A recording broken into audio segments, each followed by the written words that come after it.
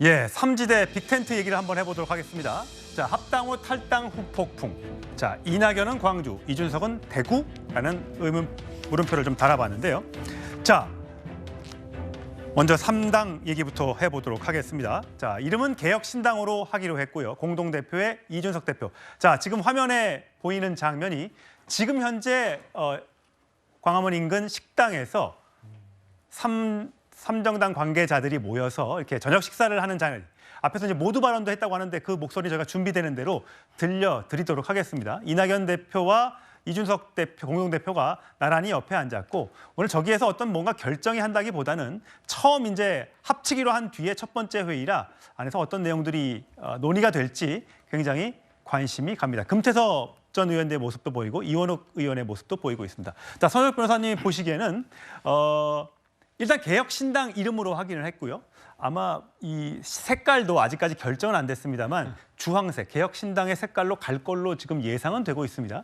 자, 그렇다면 일각에서는 야, 그러면 당들이 다 이준석 신당에 흡수합병된 것이네? 이준석 대표가 다 먹은 거네? 라고 해석을 하는데 그 해석이 맞습니까? 저는 근데 그렇게 동의 안 합니다.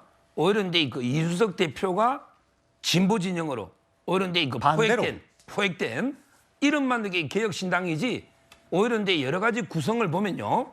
민주당 계열에서 이게 나온 분들이 최고위원 더 많거든요. 저는 오히려 근데 이준석 대표가 진보 진영으로 이렇게 포획됐다 이렇게 평가하고 요즘 이게 텐트로 보면요. 한마디로 이제 그 급조된 텐트죠. 텐트 치려면 이게 평평한 땅에 딱 땅이 깊숙이 받고 제대로 이렇게 텐트를 치야 되잖아요.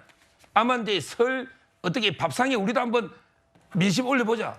근데 그 음식이 다 된 걸 올려야지 먹지. 음식을 하다가 말고 이게 올리면 누가 그 밥상에 그 반찬이나 음식을 먹습니까? 저는 너무 이게 갑자기 급조됐다. 선이 걷다 밥이. 예. 지금요 공약도 합의가 안 됐지.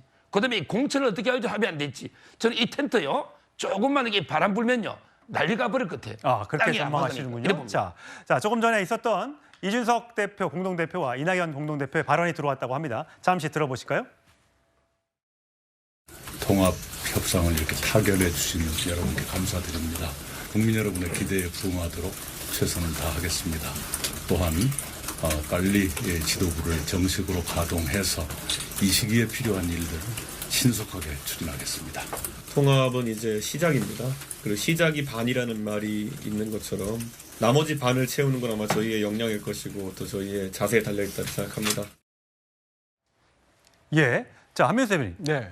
근데 저렇게 힘을 합쳤는데 정작 개혁신당, 원래 이준석 대표를 옹이했던 이 개혁신당의 일부 지지자들이 나 탈당하겠다. 어떻게 저런 세력들과 함께할 수 있느냐라고 하면서 한 5만 5천 명 정도 모였던 당원 중에 일부들이 지금 빠져나가고 있는데 특히 보면 당원 설문 결과 발표도 안 하고 류호정 씨, 그러니까 페미니스트의 역할을 하는 류호정 씨를 어떻게 봤느냐라고 하면서 지금 엄청난 탈당 러시가 있다는 보도가 있습니다.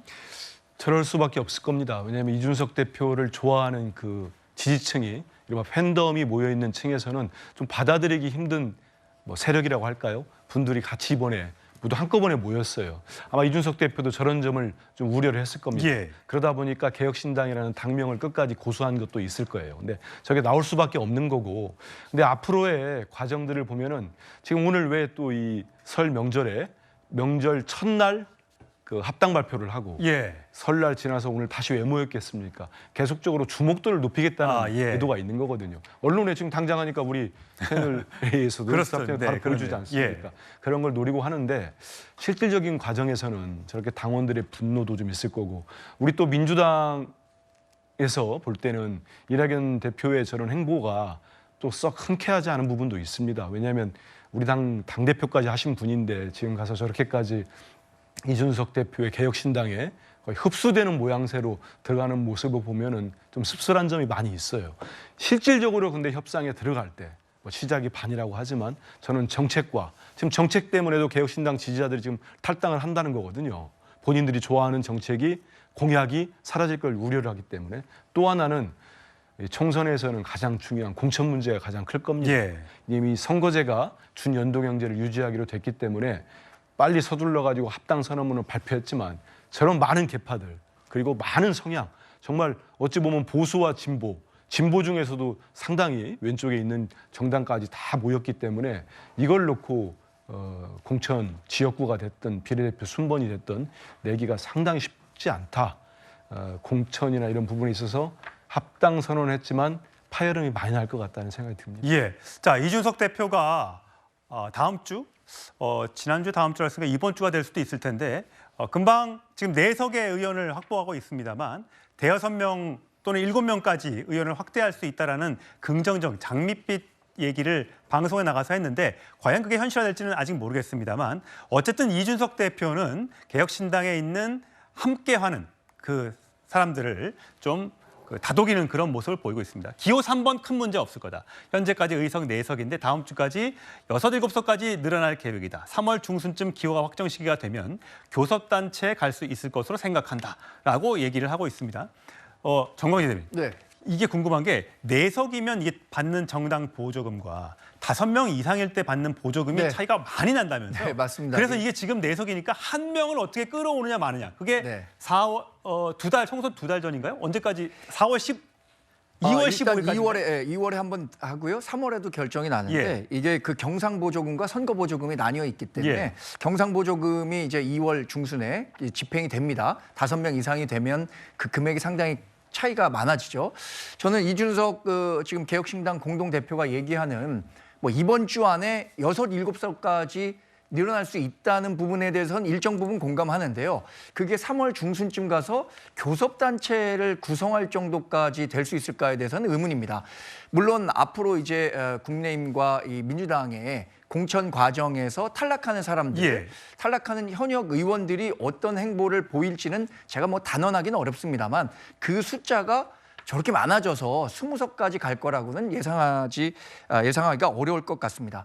그리고 이 정당이라는 건 말이죠. 정치적 철학과 비전 또 정책을 공유하는 정치적 결사체인데 지금 개혁신당이 한 곳으로 모일 수 있었던 것은 2가지밖에 없습니다. 하나는 반윤 반한 요 가치고요.